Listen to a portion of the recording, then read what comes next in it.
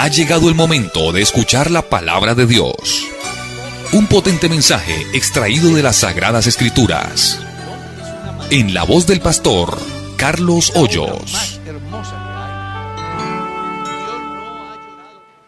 Vamos a leer segunda carta del apóstol Juan.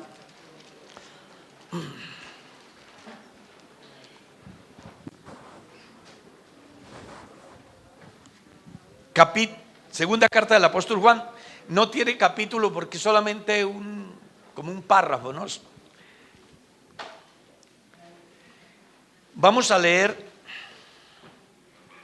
del verso 7 al verso 11, que lo podamos leer todos.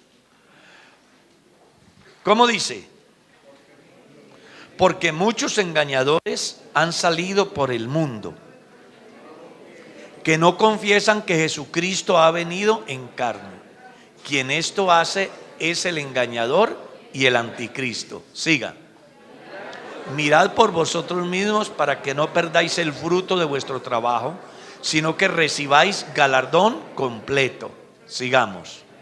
Cualquiera que se extravía y no persevere en la doctrina de Cristo, no tiene a Dios. El que persevere en la doctrina de Cristo, ese sí tiene al Padre y al Hijo. Si alguno viene a vosotros y no trae esta doctrina, no lo recibáis en casa ni le digáis bienvenido. Siga. Porque el que le dice bienvenido participa en sus malas obras. ¿Quién desea orar para que Dios nos bendiga? ¿Cuál es el primero?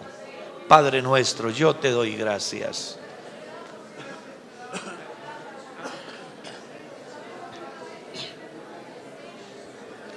por esta bendición tan grande que nos das, de poder estar en tu presencia, de poder servirte con todo el corazón.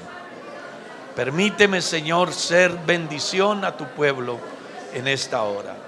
Concédeme, Dios, que la enseñanza se convierta en vida cristiana para los que están conmigo, que sirva de edificación a tu pueblo.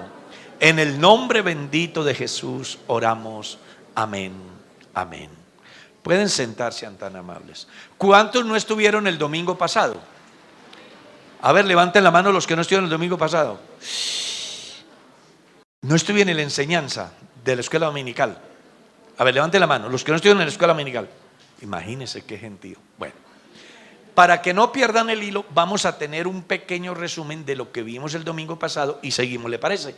La idea es terminar hoy esta enseñanza. Estuvimos hablando sobre el mormonismo, ¿sí? Bueno, pero ahí nos hace falta. Vamos a devolvernos, ¿no? ¿Qué pasó? Ahora sí. No, ese tampoco es la primera.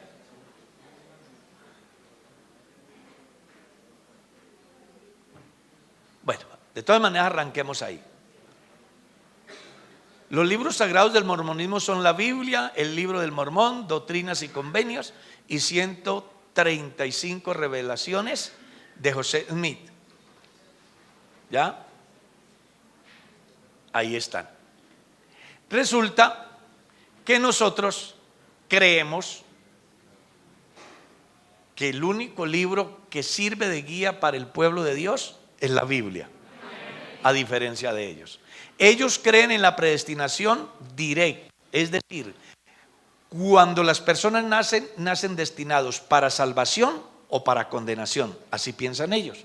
Dijimos que en esta escuela están matriculados los testigos de Jehová, los bautistas, los presbiterianos, los de Creciendo en Gracia y otros movimientos. Aclaro, cuando hago este comentario no es el objetivo criticar o atacar, no, sino simplemente informar que creen. ¿Estamos? Nosotros creemos en la predestinación condicional. ¿Cuál es la diferencia que hay entre las dos? Que la predestinación directa dice que quien nació predestinado para salvación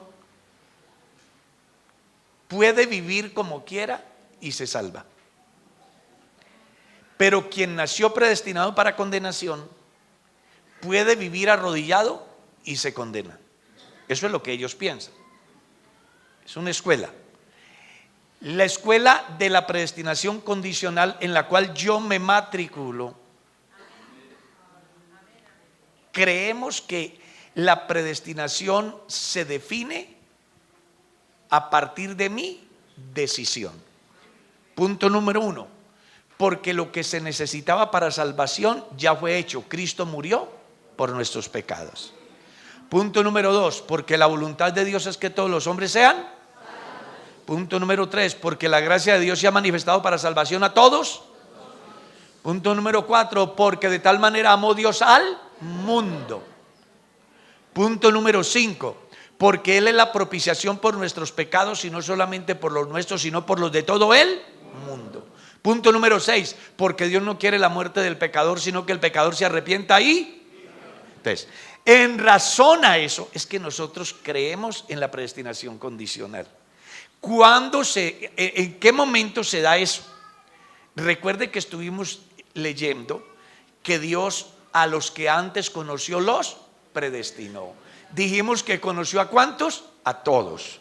Y que a esos todos que conoció, a esos todos que predestinó.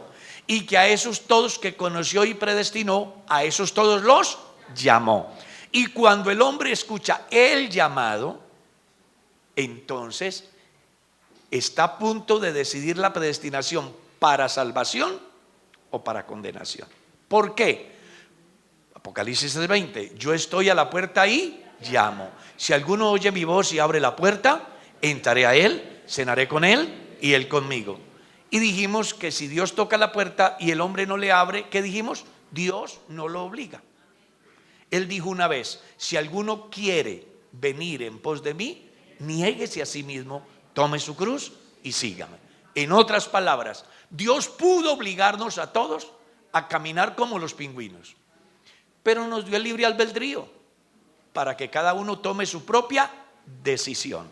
Entonces, Dios me conoció, Dios me predestinó y Dios me llamó. ¿A través de qué? De la predicación del evangelio. San Marcos 16:15, id por todo el mundo y predicad el evangelio a toda. El que crea y se bautice será, el que no crea será. Entonces, la predestinación para salvación o para condenación se define en el momento que yo oigo el evangelio y tomo una decisión.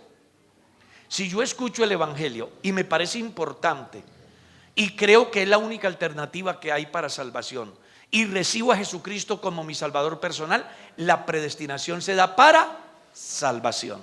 Pero si yo escucho el evangelio y lo rechazo y hablo mal, sé que el evangelio es la verdad, muy lindo lo que hacen, pero yo no voy a perder mi libertad, yo no me voy a someter a esas reglas. Alguien me dijo en estos días acá: pastor, me gusta lo de la iglesia, pero es que tanta regla. Entonces yo le estaba diciendo, es que nadie puede vivir sin reglas. Nadie. No hay un solo individuo en el mundo que pueda vivir sin reglas. Ahorita hay reglas hasta para los que sacan los perros a pasear. ¿O no? Nadie puede vivir sin reglas. Eso que el muchacho dice que yo hago lo que me da la gana, se equivocó. Ni los grupos al margen de la ley viven sin reglas. Ellos tienen sus reglas y quienes las quebrantan pagan con la vida. Todo el mundo tiene reglas. La razón, porque somos seres morales. Los juicios no se les hacen a los animales, sino a los seres morales. Nosotros tenemos conciencia, capacidad de decisión, capacidad de análisis. Sabemos escoger entre el bien y el mal, entre lo bueno y lo malo, entre lo feo y lo bonito, entre lo que me gusta y no me gusta, entre lo que me conviene y no me conviene. Esa capacidad que no tienen los animales es la que nos hace responsable ante Dios. Entonces Dios nos coloca aquí, nos entrega todo y nos dice: he aquí pongo delante de vosotros la bendición y la maldición, la vida y la muerte. Y da un consejo adicional: escoged el bien para que viváis. Entonces, cuando yo oigo el evangelio, estoy escuchando la oferta divina para salvación. Pero yo decido si lo recibo o lo rechazo. Entonces, si yo lo recibo, la predestinación se da para salvación. Si yo lo rechazo, la predestinación se da para condenación. ¿Estamos claros hasta ahí? Bueno.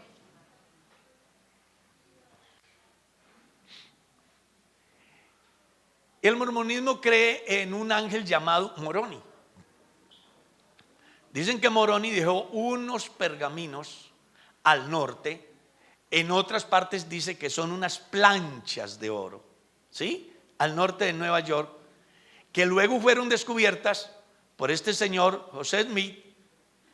Es de ahí de donde sale el famoso libro de Mormón, que ellos le llaman el otro evangelio. Si ustedes leen la Biblia, es totalmente diferente. El que cree en mí, como dice el libro de Mormón. ¿Y cuál es la escritura? La palabra de Dios. Y luego Jesús le dijo a los judíos: escudriñad ¿qué? Porque a vosotros os parece que en ellas tenéis la vida eterna, y ellas son las que dan testimonio de mí. Entonces, mire que sí hay unas diferencias. Ahora, cuando miramos este campo del cual ellos dicen otro evangelio, lean Gálatas capítulo 1, y ahí ustedes van a encontrar el mensaje de Pablo cuando encuentra que los hermanos de Galacia, la iglesia en Galacia, se habían ido en pos de la circuncisión. Entonces Pablo dice: estoy maravillado de que tan pronto os hayáis alejado de la gracia de Dios para seguir otro evangelio. Y luego les dice: no que haya otro evangelio, sino que algunos que pervierten el evangelio. Y luego aclara: si nosotros o un ángel viniere a decirles otra cosa diferente, ¿qué? Sea anatema, que quiere decir maldito. Yo testifico a todo aquel que oye las palabras de este libro y de las profecías en ella escrito, que el que le quitare, Dios le quitará su parte del libro, su nombre del libro de la vida y de la santa ciudad. Y el que le pusiere, Dios traerá sobre él las plagas escritas en este libro, hablando del libro de Apocalipsis. Entonces, no hay otro evangelio. Aparte de eso, les hago saber que aparte del libro de Mormón, tengo un libro que también dice el otro evangelio. Entonces uno se pone a mirar y se da cuenta el por qué la diversidad de pensamientos que hay con respecto a Dios. Todo tiene origen en San Lucas capítulo 1. Léanlo y verá. Puesto que muchos han intentado poner en orden que entre nosotros las cosas que entre nosotros han sido ciertísimas, a mí también me ha parecido bien, después de haber investigado diligentemente con los que fueron ministros de la palabra, escribírtela en orden, oh excelentísimo Teófilo, para que tu fe sea afianzada en la verdad. Luego en Hechos capítulo 1, Lucas vuelve y le escribe a Teófilo y le dice: en el primer tratado, oh Teófilo, te hablé acerca de las cosas que Jesús comenzó a hacer y enseñar, porque el mensaje del evangelio es cristocéntrico, cosa que la cantidad de escritores que surgen a partir de la muerte de Cristo y su resurrección buscan desvirtuar el mensaje de Cristo, y entonces por eso aparecen los famosos evangelios apócrifos, entre los cuales está la última tentación de Jesús, la asunción de María, los hechos de Bernabé, el Apocalipsis de Pedro, ya una cantidad de libros que fueron encausados bajo el pensamiento de la escuela gnóstica oriental, que es de ahí donde sale el pensamiento que Jesús de los 12 a los 33 años se fue para la India a tener amores con la Magdalena, ¿no? Entonces, estos señores, cuando hablan de otro evangelio, están totalmente lejos de la razón, porque según está escrito, tenemos la palabra profética más segura. ¿Escuchó eso? Más segura. Y Jesús les dijo: escudriñenla, porque ellas son las que dan testimonio de mí. Y aparte de eso les dijo: y si creen en mí, como dice la Escritura, de su interior correrán ¿qué? Esto dijo del Espíritu que habían de recibir todos los que creyesen en él. ¿Estamos claros? ¿Qué pasó? ¿Qué pasó? ¿Se fue?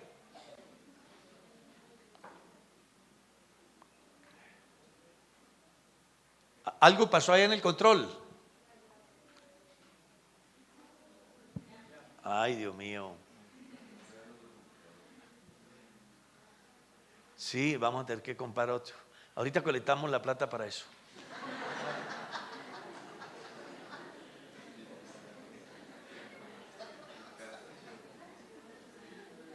Ellos creen que Dios y el hombre son iguales. Dios y el hombre son iguales. Eso piensan ellos. Y fundamentan su tesis en San Juan 10:34. Jesús le respondió: ¿no está escrito en vuestra ley, dioses? Yo dije, dioses sois. Ellos dicen que ellos son dioses, que Dios y el hombre es igual, que Dios llegó a ser Dios. Dios era un hombre y a causa del proceso en el mormonismo llegó a ser Dios. Por eso la filosofía de cada mormón es ser Dios. ¿Ya? Es ser Dios. Ellos no creen que hay un ser supremo, el cual está por encima de todos, que es autosuficiente. No, ellos creen en un hombre como usted y como yo, que a causa del proceso en su vida mormona llegó a ser Dios. Y lo fundamentan acá, pero no han leído el completo, porque el pasaje completo titula: los judíos rechazan a Jesús. Entonces, cuando un hombre rechaza a Jesús, está ubicándose en el lugar de Dios, porque Jesucristo es Dios. Y si yo rechazo a Dios, es porque me estoy haciendo ¿qué? Igual a Dios. Por eso Jesús les dijo eso. Sin embargo, si usted sigue leyendo, encuentra: pero como hombres moriréis. Dios en su esencia no muere. ¿Qué creemos nosotros? No temáis ni os amedrantéis. ¿No te lo hice oír desde la antigüedad y te lo dije? Luego vosotros sois mis testigos. No hay Dios sino yo. No hay fuerte. No conozco a ninguno. Éxodo capítulo 20. Habló Jehová a Moisés diciendo: yo soy Jehová tu Dios, que te sacó de la tierra de Egipto, de casa de servidumbre. No te harás imagen ni ninguna semejanza. No tendrás dioses ajenos. No te inclinarás, no los honrarás, porque yo soy Jehová tu Dios, fuerte y celoso, que visito la maldad de los padres sobre los hijos hasta la tercera y cuarta generación de los que me aborrecen. Porque yo Jehová, y fuera de mí no hay quien salve. Yo Jehová con los primeros y yo Jehová con los postreros. Yo Jehová hago vivir, yo Jehová hago morir. Yo hiero y yo sano, y no hay quien se escape de mi mano. Miren a mí, porque yo soy Dios y no hay más. Nosotros creemos que hay un ser supremo, absoluto, único, inigualable, incomparable, indivisible, omnisciente, omnipresente, omnipotente, Señor de señores.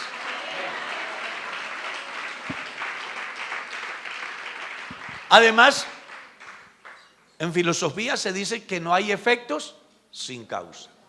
Para que un hombre exista, tiene que haber una causa. ¿Cómo se le buscaría la causa a Dios? He ahí la razón por la cual la Biblia no comienza con prólogo. He ahí la razón por la cual la Biblia no comienza con historia ni prehistoria. Porque de lo único que se puede hablar de prehistoria o historia es lo que tiene principio y lo que tiene fin. La Biblia comienza con Dios, porque sencillamente no hay manera de explicar a Dios. Uno explica lo que tiene principio y lo que tiene fin. Yo alguna vez les enseñé, yo puedo explicar sobre este púlpito.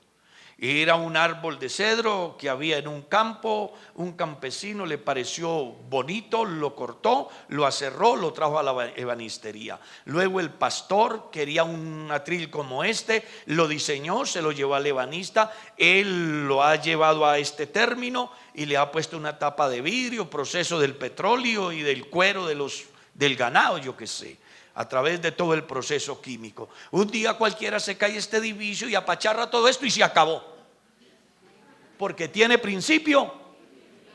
Pero ¿quién puede explicar al que no tiene principio ni fin? No hay manera de explicar.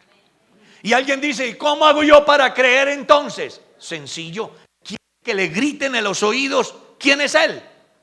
Salmo 19: los cielos cuentan la gloria de Dios y el firmamento anuncia la obra de sus manos. Carta a los Romanos, capítulo 1, del verso 17 en lo adelante.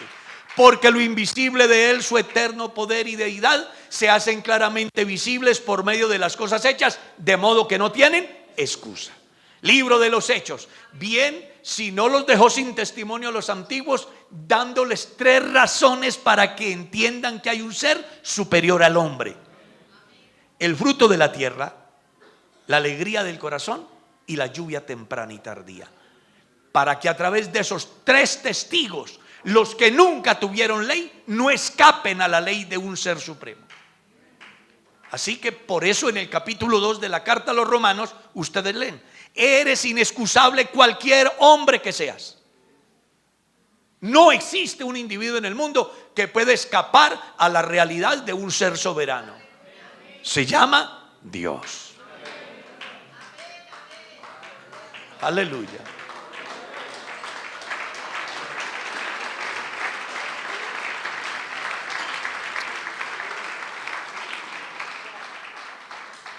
Entonces hay algo claro: si no hubiera Dios y si cada hombre pudiera ser Dios, ¿tú te imaginas? Pues claro, en razón a eso es que el mundo está como está, porque cada uno quiere ser Dios. Entonces yo pienso así: si tú no crees así, te mato. Yo te digo, no, es que yo creo es diferente, entonces te mato. Y ahí está pues la guerra. Todos los días la gente se autodestruye. Pero la gran verdad es que hay un ser supremo. Amén. Se llama. A Él tenemos que darle cuenta tarde que temprano. Que no creo en Dios, no crea. Que Dios no existe, pero cada que quiere lo moja, y cada que quiere le mueve el piso y le revuelca el río y le inunda la propiedad y se le lleva a la casa, y siga diciendo que no hay Dios. Y cualquier día le manda un relámpago arriba y lo chambusca, y espera el día donde irán los impíos al infierno, todos los que no conocen a Dios. Por eso la mejor manera de creer en Dios es siendo conscientes que no somos el resultado de la casualidad. Para que usted y yo estemos aquí, definitivamente hubo un milagro. Y ese milagro no es, como dice la gente, la naturaleza, porque entonces tendríamos que ir más allá. ¿Y quién creó la naturaleza? No, pues que la creó unas explosiones, unos átomos. ¿Y quién creó los átomos? Y váyase de ahí para allá. Y al final llegan al agujero oscuro. Y cuando llegan al agujero oscuro fue que se perdieron. No pudieron descubrir de ahí para allá nada. Y cuando ellos llegan a donde no pueden saber nada, es cuando apenas comienza la grandeza de ese ser que nosotros llamamos Dios.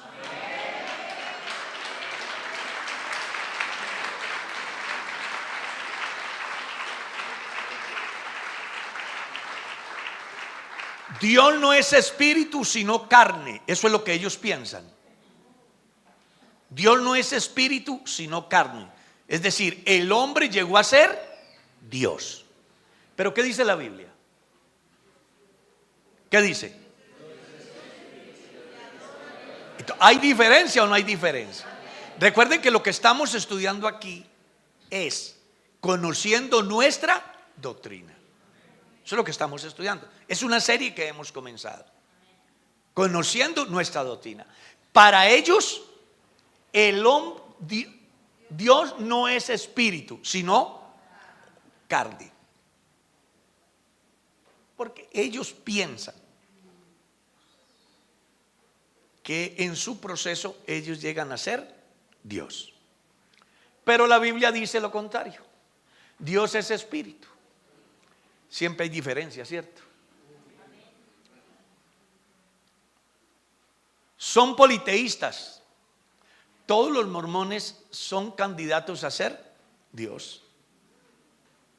Todos. No hay mormón que no aspire a ser Dios. Porque entre otras cosas, en su normatividad, el proceso los lleva a ser Dios. Dicen que un día por allá, en la eternidad, el Dios Elohim,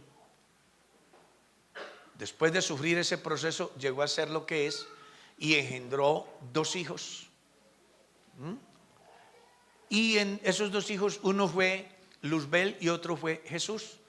Y comenzaron a discutir para venir a poblar este planeta Tierra. Y entonces sucedió que Luzbel decía de una manera y Jesús decía de otra. Y tuvieron un problema muy grande allá, según la tesis de ellos. De todas maneras, el Dios Elohim tomó la decisión de aceptar la propuesta de Jesús, el cual hizo posible la población de la tierra. Y entonces su hermano mayor, lleno de rabia, se enojó y por eso apareció como Satanás. Eso es lo que ellos dicen. Pero nosotros pensamos diferente. Oye Israel, Jehová nuestro Dios, Jehová uno es. ¿Qué diferencia hay? Que ellos piensan en muchos, nosotros creemos en un, porque no hay sino uno. ¿Ok? Eso es lo que dice la Biblia. No hay Dios sino yo. No conozco fuerte, no conozco a ninguno. No hay más. No hay más. Pastor, y entonces el Padre, el Hijo y el Espíritu, ¿qué? No, pues si fueran 3 diferentes, entonces el Padre y el Espíritu se quedaron sin deidad. Porque Pablo escribe a los Colosenses y dice: en Cristo habita corporalmente toda la plenitud de la deidad. Si aquellos otros 2 fueran diferentes a Jesús, entonces se quedaron sin deidad. Cuando estudiemos eso nos vamos a informar mejor. Jesús es el Hijo primogénito del Padre, el resultado de una unión del Padre con una de sus esposas celestiales. Eso es lo que ellos creen. ¿Qué le parece? Eso riñe con todo el orden bíblico. Porque Jesús no es el primogénito. Y aquel verbo fue hecho carne y habitó entre nosotros y vimos su gloria, gloria como de él. No es no es el primero en una familia, es el único. Por una razón, por usted y yo. Porque solo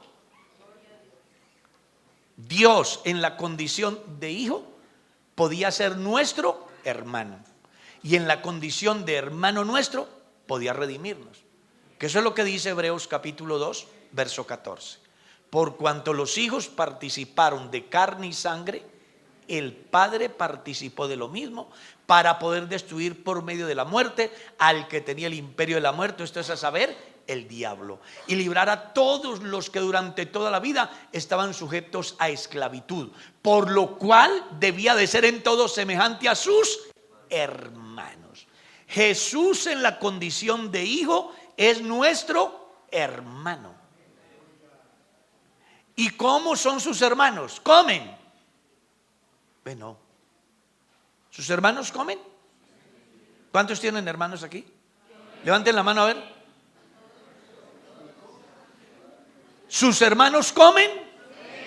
¿Duermen? ¿Se cansan? ¿Se bañan? ¿Van al baño? Bueno, Jesús vivió todo eso. Es nuestro hermano.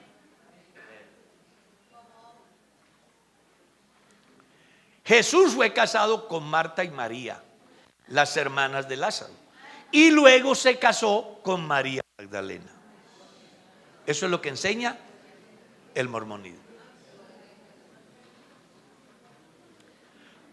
Pero la Biblia dice otra cosa. ¿Qué dice? Porque no tenemos un sumo sacerdote que no pueda compadecerse de nuestras debilidades, sino uno que fue tentado porque era nuestro hermano, porque era semejante a nosotros, fue tentado en todo según nuestra semejanza, pero y un tipo que tenga varias mujeres que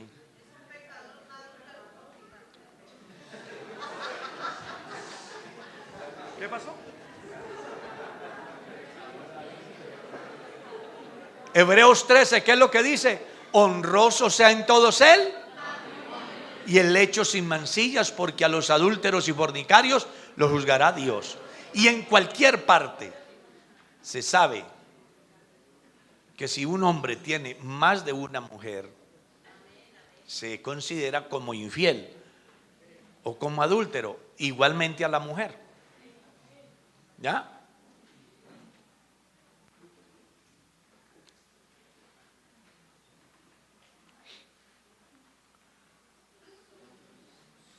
Ellos, su fundador, pobrecito,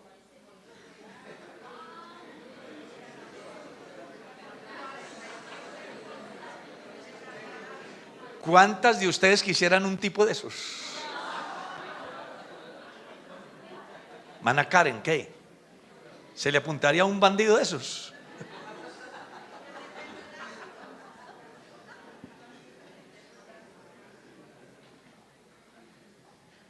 Aquí dice que esta situación no funciona en el cristianismo.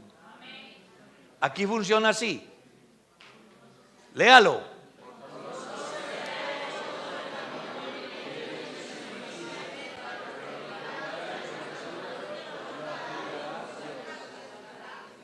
Eso es lo que la Biblia dice.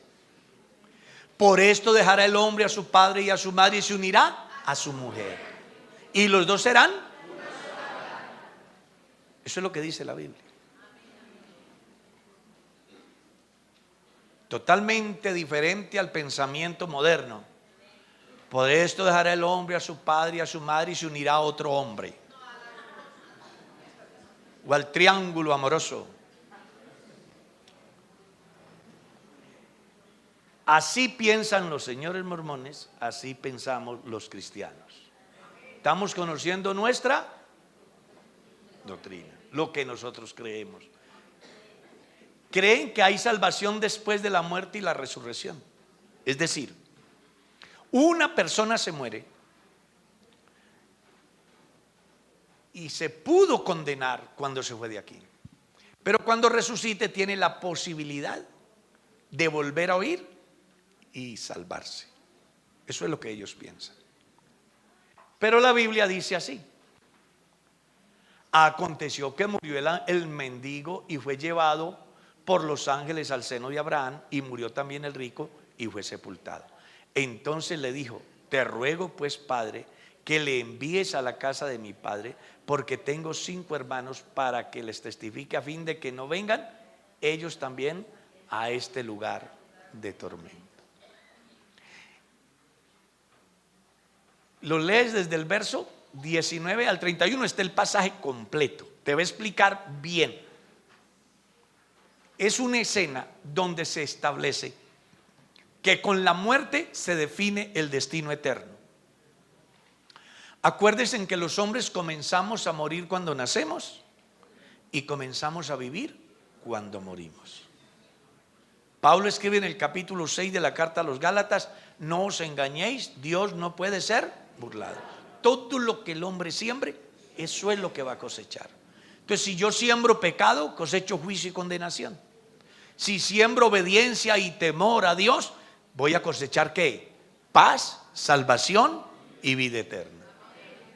Entonces, no hay oportunidad, porque este condenado le dijo al padre Abraham: mándalo, porque es que tengo unos hermanos, yo estoy en esta situación tan difícil aquí, y ya que no pueden venir a quitarme en esta tortura, este tormento, yo tengo unos hermanos, envíe para que alguien les hable, mándalo.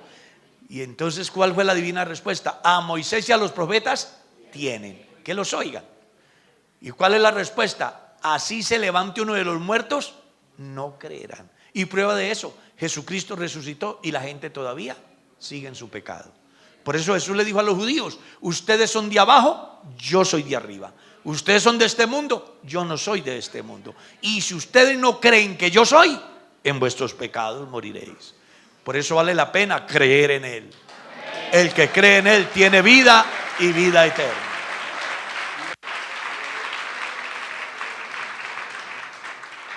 Creen en el bautismo por los muertos.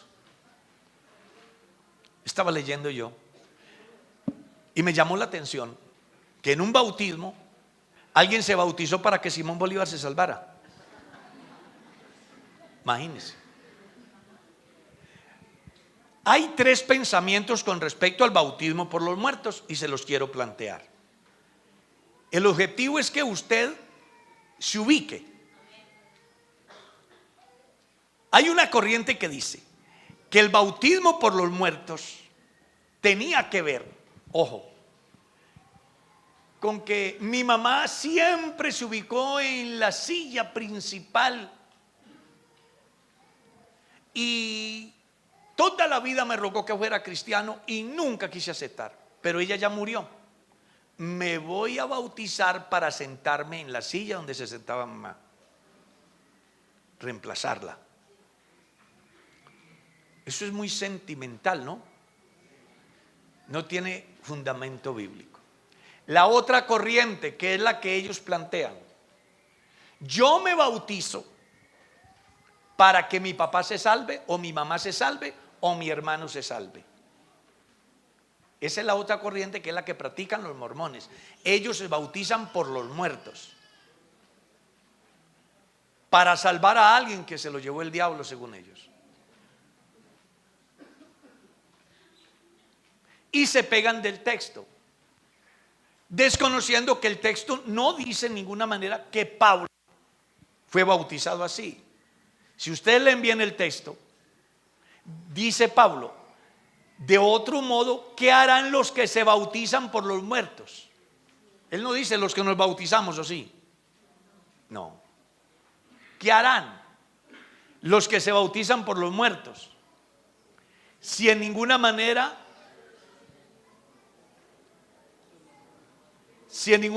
los muertos resucitan, ¿por qué se bautizan por los muertos? Le está diciendo: no tiene sentido. ¿Qué era lo que el apóstol estaba diciendo? Acerca de ese texto hay una discusión importante en toda el área de la teología. Algunos lo aplican al contexto de su tiempo, otros lo aplican a la transcripción del texto. Porque en el orden cristiano, la razón por la cual vale la pena ser cristianos es porque hay resurrección. Si no hay resurrección, no vale la pena ser cristianos. Que eso es lo que Pablo dice más adelante. Si no hay resurrección de muertos, somos los más dignos de conmiseración de todos los hombres, porque hemos predicado que Cristo resucitó, el cual no resucitó si los muertos no resucitan. Y si los muertos no resucitan, comamos y bebamos, que mañana moriremos. Porque la razón del cristianismo es la resurrección. Si Cristo hubiera venido y hubiese muerto y se hubiese quedado como los demás, nada hubiera pasado con la humanidad. Lo grande de la obra de Cristo es que Él murió, pero al tercer día resucitó. Eso es lo grande. Porque que una persona muera, eso es normal. Eso es normal. Lo que no es normal es que pueda resucitar por sí mismo. Eso sí no es normal. El milagro de la resurrección es la que hace posible la razón del cristianismo. Entonces a mí me gusta mucho, por ejemplo, el texto en la versión llamada lenguaje actual, que dice que si no hay resurrección de muertos, ¿para qué se bautizan? Cuando la esperanza del cristiano es la resurrección de los muertos. Yo soy cristiano y estoy dispuesto a pagar el precio de ser cristiano, incluyendo con la vida, consciente que el día de la resurrección no me voy a levantar. Cristo me levantará. Todo en su debido orden. Capítulo 15 de la carta a los Corintios, verso 27, 23 en lo adelante.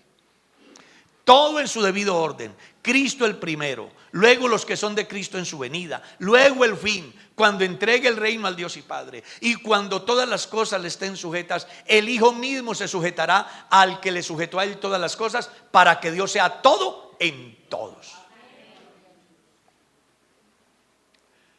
Entonces, la razón por la cual somos cristianos es por la resurrección de Cristo. Si Cristo hubiera muerto y no hubiera resucitado, sería lo mismo que el sepulcro de David, que el sepulcro de Salomón, que el sepulcro de los grandes rabinos en Israel y de los grandes estadistas del mundo. Ahí están. La diferencia es que cuando usted va a cualquiera de esos lugares, encuentra: aquí descansan los restos del rey, descansan los restos del presidente, descansan los restos del hombre más asesino, descansan los restos de David. Pero cuando van a la de Jesús, dice: no está aquí, ha resucitado. Y esa es la razón de nuestra fe. Alaben el nombre de Jesús. Y por eso Pablo escribe en la carta a los Tesalonicenses capítulo 4, porque va y se encuentra con un escenario fúnebre. Hay una cantidad de gente llorando. Usted sabe que cuando la gente se muere, entonces sí eran buenas personas. ¿No ha visto? Es que no hay muerto malo ni vivo bueno. ¿Cierto? Eso le pasó a una esposa, a una señora casada con su hijo, que llegaron al sepelio y todo el mundo llorando, y el líder religioso se paró y comenzó a hablar maravillas del muerto. Y le dice la mamá al hijo: asómate que parece que nos lo cambiaron.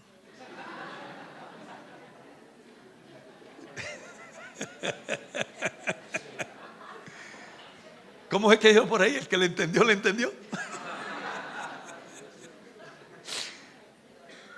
Hermano, así estaban en Tesalónica. Y cuando Pablo ingresa, capítulo 4, verso 13 de la primera de los Tesalonicenses: quiero, hermanos, que no os entristezcáis como los otros que no tienen esperanza.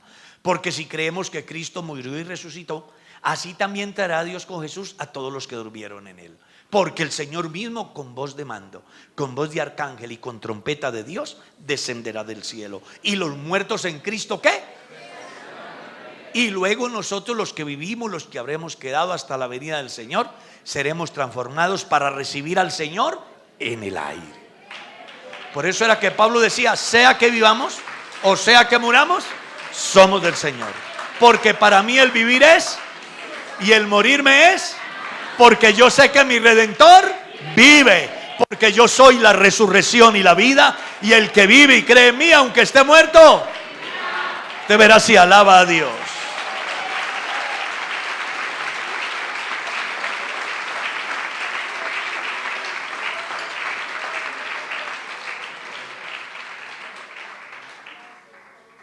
En síntesis, lo que el texto como tal dice es: si no hay resurrección de muertos, ¿para qué se bautizan? No tiene sentido. El que creyere y fuere bautizado, este será, mas el que no creyere será. Si una persona no cree al evangelio y no es bautizado, no es salvo. Entonces no vale la pena bautizar a una persona por los muertos. No, ¿por qué?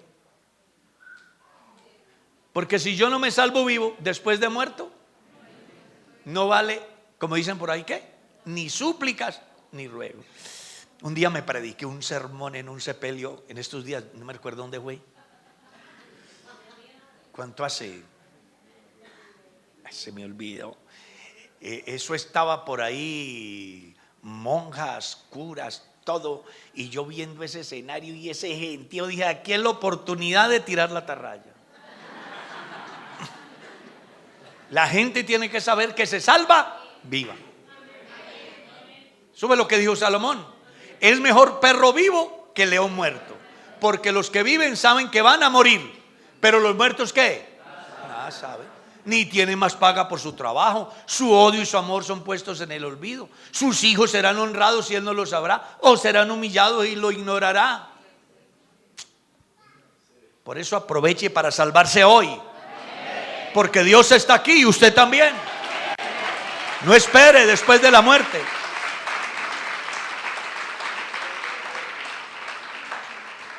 Creen en la Trinidad, pero se bautizan en el nombre de Jesucristo. Ellos creen que el Padre y el Hijo son dos personas. El Espíritu es solamente una fuerza.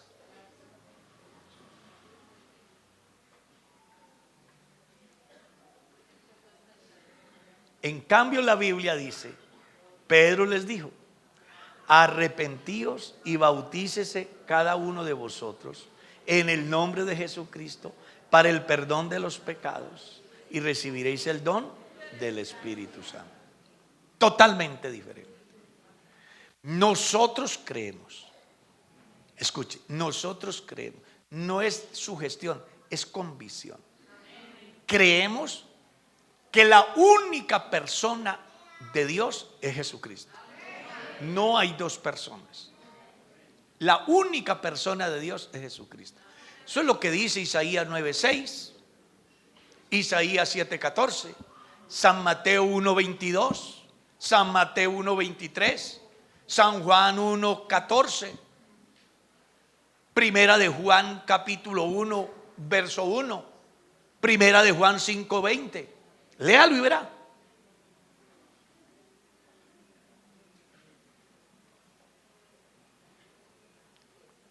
Son racistas. Ellos creen que el ser negro es el resultado de una maldición, y que lo más tremendo de todo es que se origina en el cielo, porque ellos son preexistentes. Es decir, ellos creen en el preexistencialismo. Nosotros también creemos en el preexistencialismo, pero con una diferencia: que el preexistencialismo que ellos plantean tiene que ver con la decisión hacia el futuro de los mortales, su condición, su calidad, todo. En otras palabras, las personas nacen con un destino. No pudieron decidir. Ellos estaban allá, un grupo de mormones, en la condición de espíritu o de ángeles o de esencia, y un día cualquiera se apareció Elohim y dijo: tú eres maldito y por eso te vas negro, y tú eres una belleza, por eso te vas blanco. Un día me visitaron a mí unos mormones, me pidieron una cita, que si los podía atender unos misioneros mormones. Claro, yo los atendí. Y claro, mañana a tal hora los atiendo, los atendí. Cuando llegaron, el uno era negro y el otro trigueño. Y lo primero que le dije: oiga, ¿y ustedes cómo hicieron para ingresar ahí? Digo: ¿cómo así, pastor? Que los negros son malditos, eso es lo que usted enseñan. ¿Y sabe qué me dijeron? Pastor, esa es la verdad. Me dio un dolor, porque a ellos se les ha olvidado que delante de Dios todos somos iguales, que en Cristo no hay raza, no hay color, no hay esclavo, no hay libre, no hay griego, no hay judío, no hay hombre, no hay mujer. Todos somos iguales, porque Dios no hace ¿qué? Alaben al Dios que nos amó por igual. Aleluya. Aquí es donde la gente establece esas cosas, pero en Dios no es así. Mire lo que dice ahí: y de una sangre ha hecho todo el linaje de los hombres. Así que no piense que usted es más porque es de ojos azules. Olvídese de eso.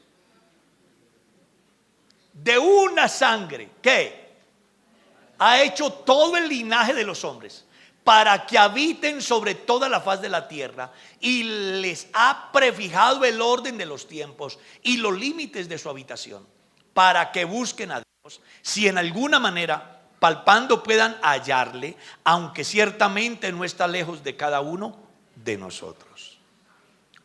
¿Riñe el pensamiento mormón con la Biblia? Horrible, horrible. Bendito sea Dios. Se dice que en Estados Unidos hay iglesias para negros y iglesias para blancos, ¿no? Entonces en una iglesia de puros blancos ojiazules están adorando a Dios, y hay un negro que pasa.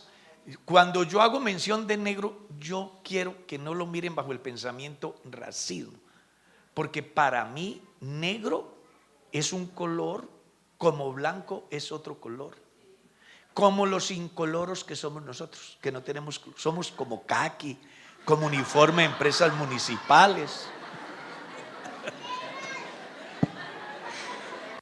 No, esos son. A ver, ¿cuál es aquí blanco? A ver, en mi cédula dice trigueño. ¿Y trigueño eso es qué? Eso es nada. Yo no sé la gente por qué saca pecho. Yo soy. Yo no le veo razón. No tiene sentido. De todas maneras dice que estaban en el culto y pasaba un negro. A mí me gusta más decir negro que de color. Se ve como más feo decir de color.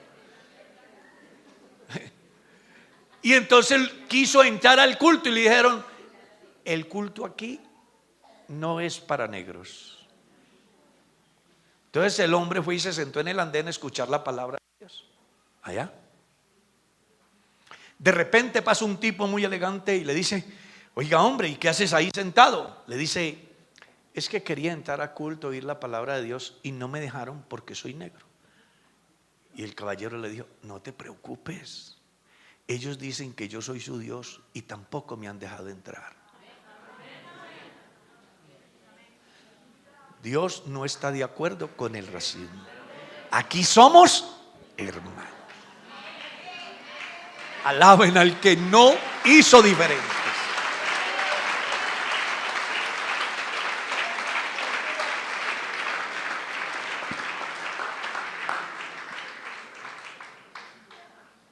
Así que si la gente es negra, amarilla, azul, caqui, si yo he visto de todo. Yo he visto gente de todos los colores, y eso me llena a mí de alegría, porque Dios no tiene fotocopiadora. Esta semana me escribió un pastor un pensamiento lindísimo. Decía: ¿usted sabe por qué todos los seres humanos somos diferentes? Y me lo manda en signo de pregunta, y luego él responde: porque cada que Dios hace uno, rompe el molde y hace otro. Y por eso ni el ADN es igual de todos, ni las huellas, nada. Él es único. Por eso yo felicito a Mercedes, consiguió una joya de colección única. ¿O no, mana Nubia? No me va a decir que hay otra Nubia, no me va a decir que hay otra igual no hay. Ay, sí. Y concluimos diciendo que el deber nuestro es tener cuidado ¿de qué? De ti mismo y de la doctrina. Acuérdese, si un ángel del cielo viene a hablarle de otra cosa diferente a la que usted ha aprendido a la luz de las Sagradas Escrituras, no lo crea, porque tenemos la palabra profética. ¿Qué?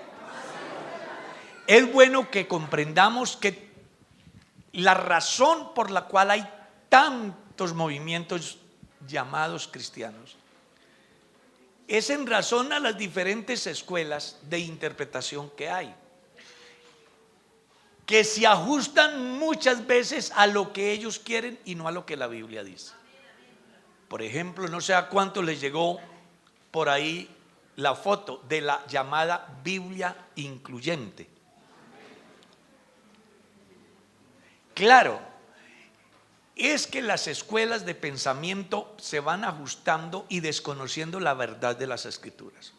Por eso hay que tener cuidado de nosotros mismos y entender que lo que hemos oído desde el principio y lo que han visto nuestros ojos y lo que palparon nuestras manos tocante al verbo de vida, vida que estaba en el Padre y se nos manifestó. Eso es lo que dice Juan en su primera carta, capítulo 1. Usted y yo debemos de tenerlo bien definido, bien definido. Y estos pequeños apuntes, lo que busca con ello es que ustedes entiendan lo mínimo,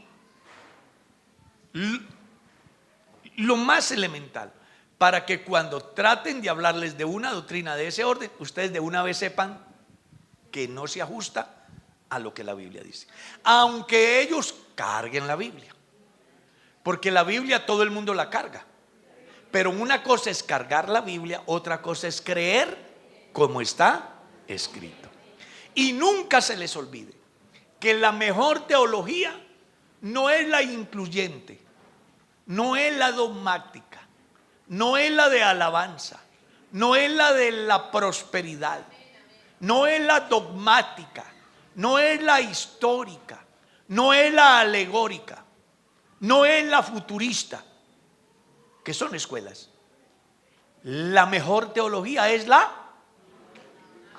bíblica.